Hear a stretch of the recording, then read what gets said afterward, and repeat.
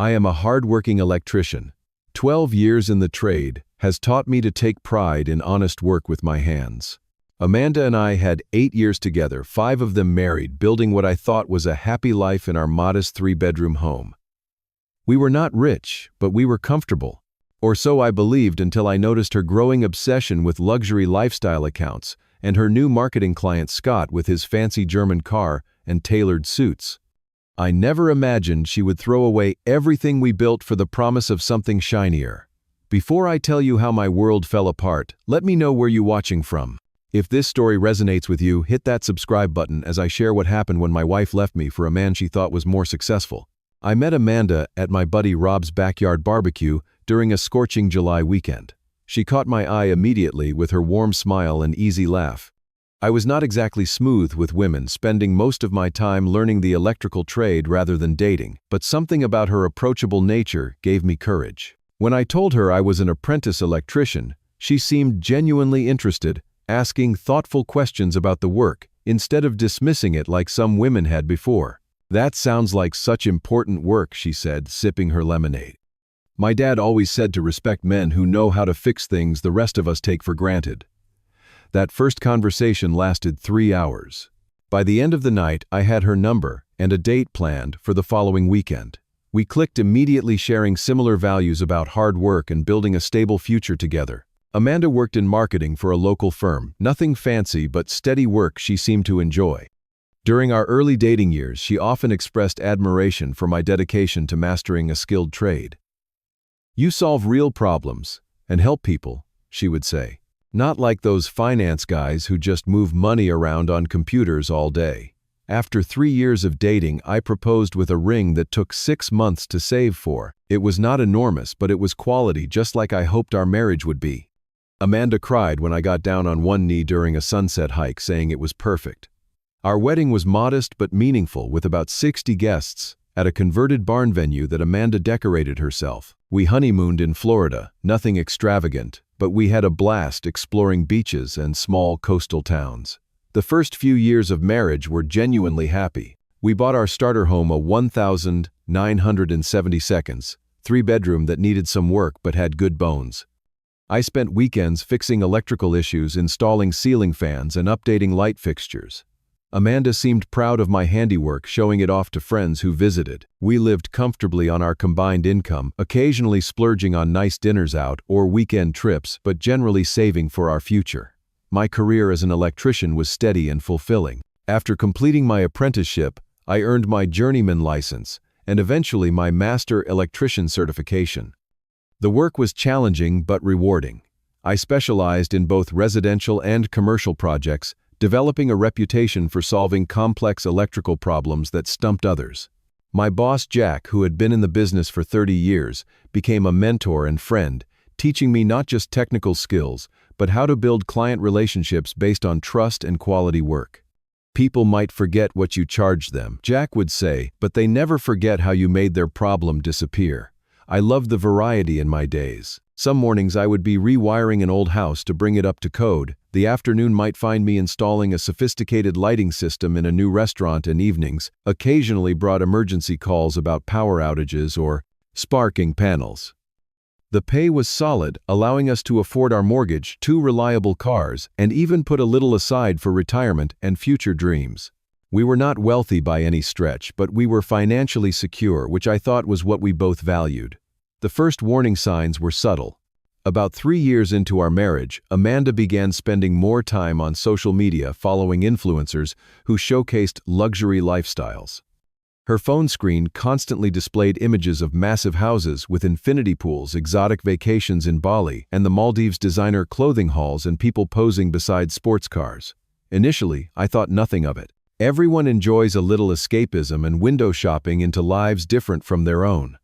Then came the comments, innocent at first but increasingly pointed. "Sarah and Brad just bought the most gorgeous house in Lakewood," she mentioned one evening, showing me photos of our friends standing in front of a newly built 2-story colonial at least twice the size of our home. "Good for them," I replied, not picking up on her tone. "Brad has been at that tech firm for years now." "Yeah, and Sarah just got promoted to marketing director. They have a pool and a home theater." The wistfulness in her voice should have alerted me. More comparisons followed. Her college roommate Jessica took a luxury cruise through the Mediterranean. Her cousin purchased a new SUV with all the premium features. Her coworker Martin bought his wife a 2-carat diamond for their anniversary. With each story, Amanda seemed less content with our life, though she never quite said it directly.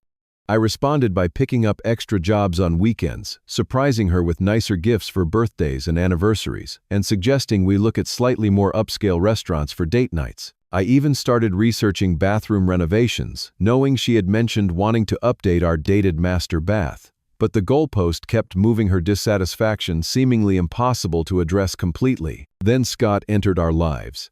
Amanda's marketing firm landed a contract with his real estate development company, and suddenly his name peppered her conversation daily.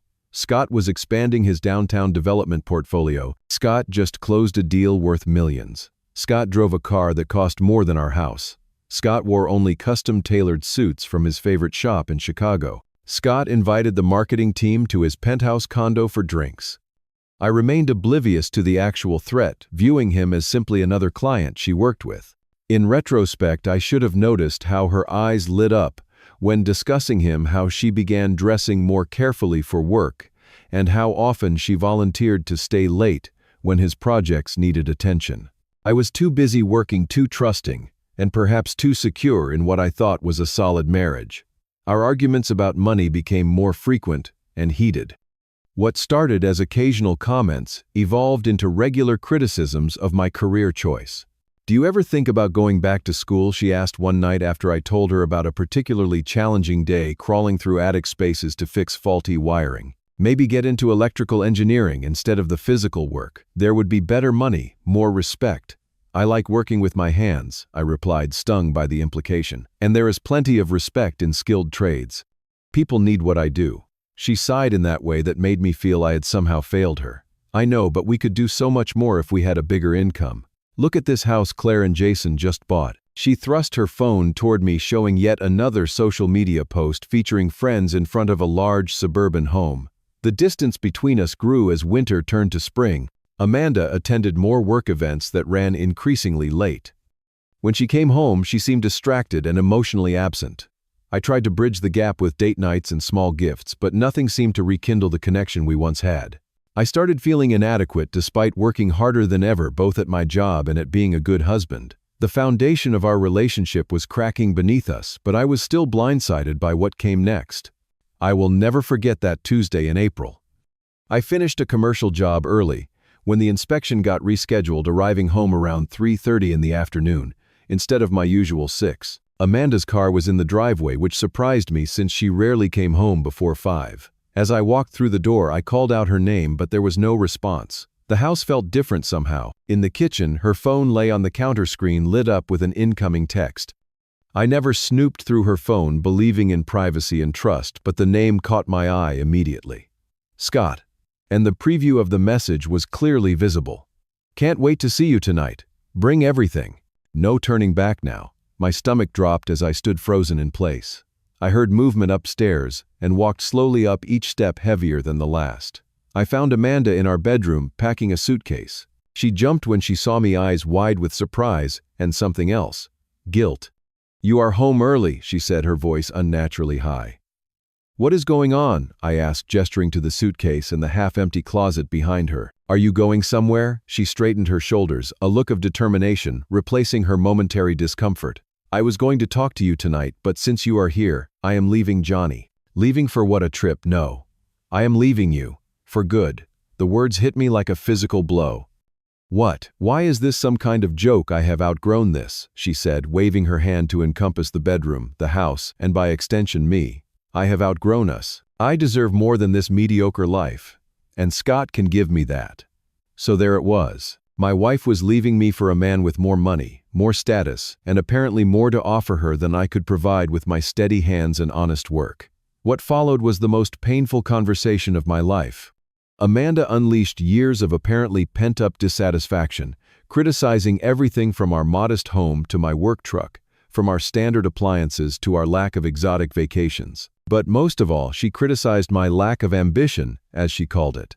"You have settled for being just an electrician when you could have been so much more," she said, her words like knives. You are content with this average house, in this average neighborhood, with our average life. I want exceptional, and Scott is exceptional. He has vision, ambition, connections. Do you know he is taking me to Paris next month? Paris Johnny. When was the last time you even considered taking me somewhere that required a passport? I stood there absorbing each verbal blow, unable to form coherent responses. The woman I loved, who once admired my work ethic and skill, was now throwing it back in my face as evidence of my inadequacy. I have already packed most of my things, she continued, zipping up her suitcase. Scott is sending a service to get the furniture I want tomorrow. You can keep the rest. My lawyer will contact you about the divorce. She had it all planned out. While I had been working overtime to afford the bathroom renovation I thought might make her happy, she had been planning her exit strategy with surgical precision. Do you love him? I finally managed to ask. She paused, considering. I love what he represents. I love the life he can give me. Is that not the same thing? It was not, but I did not have the energy to explain the difference. An hour later, she was gone, leaving me standing in our suddenly empty-feeling house with half a closet of clothes and a shattered sense of reality. That first night alone was a blur of disbelief and pain. I did not sleep, could not eat, and alternated between rage and desperate sadness. I called in sick, the next day, something I rarely did, and spent hours staring at walls, trying to pinpoint where it all went wrong. The humiliation of explaining the situation to friends and family came next. Some seemed unsurprised, which hurt in its own way, suggesting they had seen warning signs I had missed. Others expressed outrage on my behalf, particularly my parents, who had always thought Amanda was a bit too concerned with appearances, as my mother delicately put it. Amanda wasted no time showcasing her new life. Within days, her social media was filled with photos taken in Scott's luxury downtown condo, with its floor-to-ceiling windows and skyline views, her captions gushing about upgrade and living my best life. Each post was another twist of the knife. Returning to work proved nearly impossible to focus. I made careless mistakes. I would never normally make, miscalculating measurements, forgetting basic procedures, and once even connecting wires incorrectly, causing a minor short circuit. After that incident, my boss Jack pulled me aside. What is going on with you, son? This is not like you at all. The sympathy in his eyes broke something in me, and I found myself confessing the whole situation, expecting judgment or disappointment. Instead, Jack surprised me with compassion.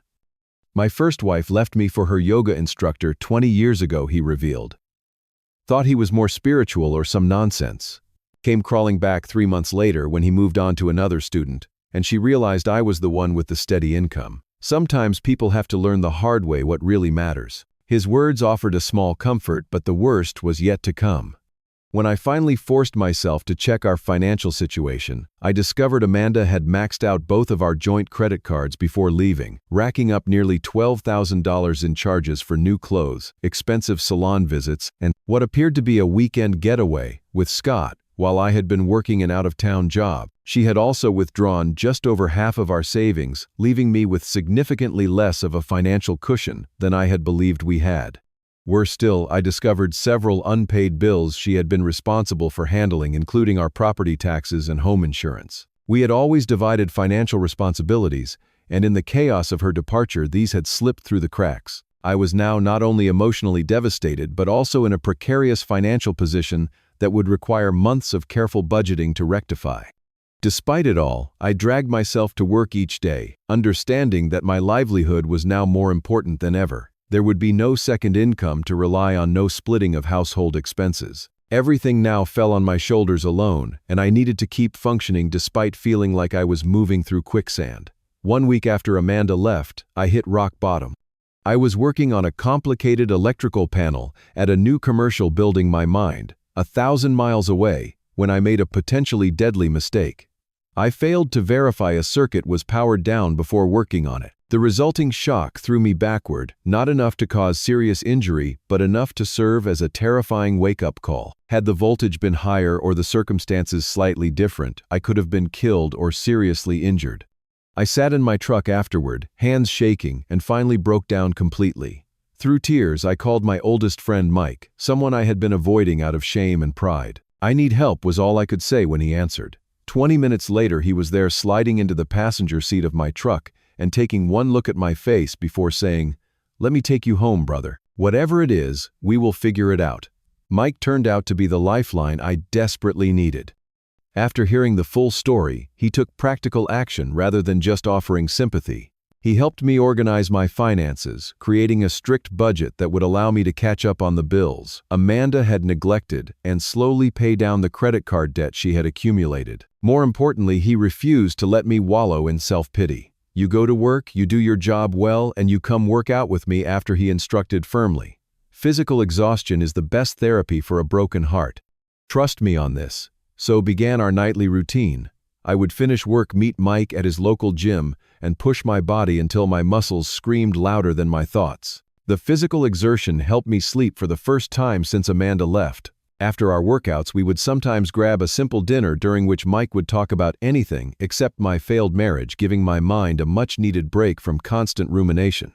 Mike also introduced me to two other friends from his basketball league who had survived divorces. Their stories shared over beers, after a particularly grueling workout, helped me realize I was not alone in this experience, and that there was life after betrayal. One of them, Alan, had been left after 15 years of marriage, and now had a successful photography business and a new relationship with a woman he described as worth the wait. "The problem was never you," Mike told me one evening as we sat on my back deck. "Amanda's materialism and status obsession were the issues. You work hard, you have integrity, and you help people every day with your skills. Never let anyone make you feel small for doing honest, necessary work." His words began to penetrate the fog of self-doubt that had enveloped me. Slowly, I started to reclaim my sense of worth, reminding myself that being an electrician was something to be proud of, not apologize for. I was skilled at solving problems that most people could not handle, ensuring buildings were safe and literally bringing light into dark places. There was dignity in that, regardless of what Amanda thought. 2 weeks after she left, I received an unexpected call from a panicked property manager about an electrical emergency at a downtown luxury high-rise. Several units were experiencing power surges, and there were concerns about potential fire hazards. Given the urgency and the fact that their regular contractor was unavailable, I agreed to respond immediately despite the late hour. As I pulled up to the address, my stomach dropped. This was Scott's building, the very place where Amanda now lived, the penthouse condo she had been flaunting on social media. For a moment I considered calling another electrician from our company, but professional ethics won out. People's safety was potentially at risk, and I could not let personal feelings interfere with that. The property manager met me in the lobby, clearly relieved to see someone responding so quickly. As he led me to the electrical room and explained the issues they had been experiencing, I focused on the technical aspects of the problem, pushing all personal thoughts aside. The situation was indeed serious, with signs of significant electrical instability throughout the building's system. "When was the last time this building had a comprehensive electrical inspection?" I asked, noting several concerning issues with the main distribution panel. "That is part of the problem," the manager admitted, lowering his voice. "The building ownership has been cutting corners on maintenance. Between you and me, there have been cash flow problems." This caught my attention, but I remained professional, focusing on diagnosing and resolving the immediate electrical issues. The work would take hours, requiring me to methodically check connections, replace damaged components, and recalibrate protection devices. As I worked, I overheard conversations between building staff that painted an interesting picture of the successful Scott. Another notice from the leasing company about the Porsche one security guard mentioned to another during a shift change. "If he does not make the payment this week, they are repossessing it." "Not surprised," replied the other guard. "Word is several contractors have not been paid for the River North development either. My cousin works for the landscaping company, says they are owed over 50 grand, with no payment in sight."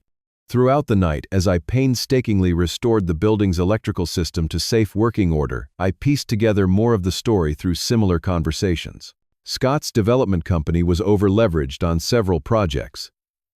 Investors were getting nervous. There were rumors of an investigation into financial improprieties.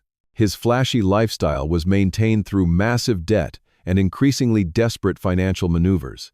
I felt no satisfaction in these discoveries, only a hollow recognition of the irony. Amanda had left me a man with modest means but solid financial footing for someone whose apparent wealth was a house of cards. Still, I focused on the job at hand, working through the night to ensure the building's electrical system was safe and stable. As dawn broke, I was finishing up the necessary repairs when a major circuit breaker failed, plunging several floors, including the penthouse level, into darkness. This was not unexpected given the overall poor maintenance of the system, but it would require an expensive replacement part that would need to be specially ordered. I explained this to the increasingly anxious property manager. "The residents are not going to be happy," he said, rubbing his forehead. "Especially the penthouse. Mr. Winchester is very particular about inconveniences." Just as he finished speaking, the stairwell door burst open and there stood Scott, still in what appeared to be expensive silk pajamas, looking furious. Behind him, wearing an oversized t-shirt and looking sleep-rumpled, was Amanda. Our eyes met, and the color drained from her face. "What the hell is going on?" Scott demanded, not yet noticing the connection. "I have an important investor meeting in 3 hours, and there is no power for me to shower, make coffee, or prepare." "Sir, we had a critical failure in the main distribution panel," the manager explained. "This electrician has been working all night to prevent a more serious situation." Scott finally looked at me directly, recognition dawning. "You have got to be kidding me." "This is your ex?" he asked Amanda, who stood frozen in the doorway. "Johnny," she said quietly, "I did not know you would be here." I maintained my professionalism despite the surreal situation. "I have stabilized the system, but there is a failed breaker that needs replacement. Without it, the upper floors will remain without power. The part needs to be specially ordered." "Well, order it then. Money is no object," Scott snapped. "The part requires payment in advance." I explained, knowing from the property manager that this would be an issue. "The building account is apparently flagged for payment concerns, so we would need $6,000 up front." Scott's face contorted with barely contained rage and something else, something that looked remarkably like panic. "That is highway robbery. I will not be extorted." "That is the standard cost for an emergency replacement of a breaker this size," I replied calmly. "You are welcome to contact other electrical contractors for comparison." "Scott, can you just pay it so we can have power back?" Amanda asked, looking increasingly uncomfortable. "I do not have liquid cash available right now," he hissed at her. "Some investments are temporarily tied up." The facade was cracking before my eyes. I could see Amanda processing this information, her expression shifting as she realized that perhaps the wealth she had been so attracted to was not as solid as it appeared. Our awkward standoff was interrupted by the arrival of 2 men in suits asking for Scott by name. They were not police, but from their demeanor and the official-looking documents in their hands, they clearly represented some kind of authority. "Scott Winchester, we're from the Securities and Exchange Commission. We need to speak with you immediately regarding allegations of investor fraud related to the Riverwalk development project." In that moment, Scott's carefully constructed image of success collapsed completely. As he was led away, protesting his innocence and blaming misunderstandings and temporary cash flow issues, Amanda stood abandoned in the hallway, the reality of her situation finally hitting home. 2 days after leaving me for a more successful man, she was standing in a powerless penthouse, watching her new beginning crumble before her eyes. The next 24 hours brought a complete unraveling of Scott's financial house of cards. His assets were frozen pending the investigation, his luxury cars repossessed, and his credit cards declined everywhere. The news spread quickly through professional circles, with several contractors coming forward with stories of unpaid invoices and broken promises. The investigation revealed that Scott had been operating a scheme where he used funds from new investors to pay returns to earlier ones, all while siphoning millions for his lavish lifestyle. Amanda called me that evening, her voice small and hesitant on the phone. "Can we talk?" she asked. I do not know where else to go. Against my better judgment, I agreed to meet her at a coffee shop near our old house. She looked nothing like the confident woman who had packed her bags 2 days earlier. Her designer outfit was rumpled, her makeup minimal, and her eyes red from crying. "Everything is gone," she said without preamble. "The SEC froze all his accounts. The condo management locked us out because the rent was 3 months behind. My clothes, my things all stuck inside." He had nothing, Johnny. It was all smoke and mirrors. I sat quietly, neither offering comfort nor expressing satisfaction at her predicament. I simply waited for her to continue. "I made a terrible mistake," she finally said, tears welling in her eyes. "I threw away something real for something that was just an illusion. Can I come home while I figure things out?" The question hung between us, heavy with implication. A week earlier, I might have agreed immediately, so desperate was I to have her back and restore my broken life. But something had shifted inside me during those intense days of pain and reflection. "No, Amanda," I said gently but firmly. "You cannot come home." Her face crumpled. "But where am I supposed to go? You made a choice based on what you valued most," I replied. "The fact that it did not work out doesn't change the truth that our relationship was already broken. You showed me exactly what matters to you, and it wasn't me or what we built together." "That is not fair," she protested weakly. "I made a mistake." "You did not make a mistake. You made a choice. There's a difference. You chose status and appearances over substance and loyalty. I deserve someone who values me for who I am, not what I can provide materially." Our conversation ended soon after with Amanda leaving to call her sister for temporary accommodation. As I watched her walk away, I felt no triumph in her downfall, only a sad recognition that we had been building our relationship on fundamentally different values all along. In the months that followed, I refocused on my professional life with renewed dedication. Jack, impressed by my handling of the high-rise emergency and my resilience through personal hardship, offered me a partnership track in his electrical company. "You have got the technical skills and the character," he told me. "That combination is rare and valuable. I am getting older, and I need someone I trust to eventually take over." This vote of confidence boosted both my career prospects and my self-esteem. I threw myself into growing my technical knowledge, taking courses in advanced systems and green energy integration that would position our company at the forefront of electrical contracting in an evolving industry. The financial situation Amanda left me with gradually improved as I worked extra hours and carefully managed expenses. On the personal front, healing came slowly but steadily. Mike remained a steadfast friend, ensuring I maintained the gym routine that had become a crucial outlet for stress and negative emotions. I reconnected with old friends I had neglected during my marriage and built new connections through a community volunteer group that did free electrical safety checks for elderly residents. 6 months after Amanda left, I met Tracy at one of these community events. She was an elementary school teacher who had brought her class to help with a neighborhood cleanup day. Unlike Amanda, Tracy showed genuine interest in my work, asking thoughtful questions about electrical safety that she could share with her students. She appreciated craftsmanship and skill regardless of the status it carried, finding dignity in work well done rather than the price tag it commanded. Our relationship developed slowly, built on genuine connection rather than superficial attraction. Tracy valued reliability, honesty, and kindness above material possessions or social status. When she saw my modest home for the first time, she commented on its warmth and character rather than its size or location. "You can feel that someone who cares lives here," she said, running her hand along a bookshelf I had built. "That matters more than fancy fixtures or expensive furniture."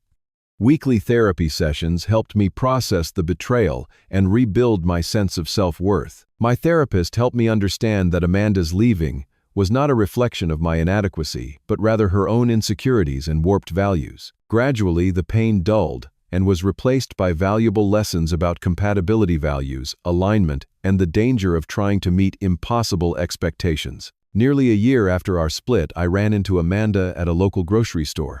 The divorce had been finalized months earlier, a surprisingly straightforward process since Scott's financial collapse had left her with no claim to substantial assets. She looked different, less polished, but somehow more authentic, working now as an administrative assistant at a local community college after her marketing firm had downsized. "You look well, Johnny," she said, a hint of genuine warmth in her voice. "I am well," I replied honestly. "I want to apologize properly," she continued. "What I did, how I did it, the things I said about your work, your life. I was wrong and I am truly sorry. I was chasing something that I thought would make me happy, but it was all superficial." I nodded, surprised to feel no anger, just a calm acceptance. "I hope you find what you are looking for, Amanda. I really do." "You already have not you?" she asked, noticing the positive change in my demeanor. "I am getting there," I said. "I have learned that true success is not about appearances or status. It is about integrity, doing work that matters, and being valued for who you are, not what you have." As we parted ways, I realized that I now felt something unexpected toward Amanda: gratitude. Her leaving had been painful beyond measure, but it had forced me to recognize my own worth and reshape my life around authentic values rather than others' expectations. In losing what I thought was essential, I had gained something far more valuable. The experience taught me that society often has a warped definition of success, one that prioritizes wealth and status over character and contribution. As an electrician, I would never have the flashiest car or the biggest house, but I had work that mattered, that helped people, that made spaces safer and more functional. There was profound dignity in that, regardless of how others might perceive it. I came to understand that happiness comes not from external validation, but from being valued for your authentic self. Tracy appreciated me not despite my career, but because of the character traits it reflected: problem-solving abilities, technical skill, reliability, and integrity. Those qualities formed a foundation far stronger than the illusion of success that had seduced Amanda. Have you ever found yourself measuring your worth by society's flawed standards rather than your own values? If this story resonated with you, leave a comment sharing what true success means to you. Is it about possessions and status, or character and contribution? Remember to like this video if you found value in it, subscribe for more real-life stories, and share with someone who might need this reminder that worth is not measured by wealth. Thank you for listening to my journey from betrayal to self-discovery. May you build your life on authentic foundations rather than chasing illusions that glitter but hold no substance.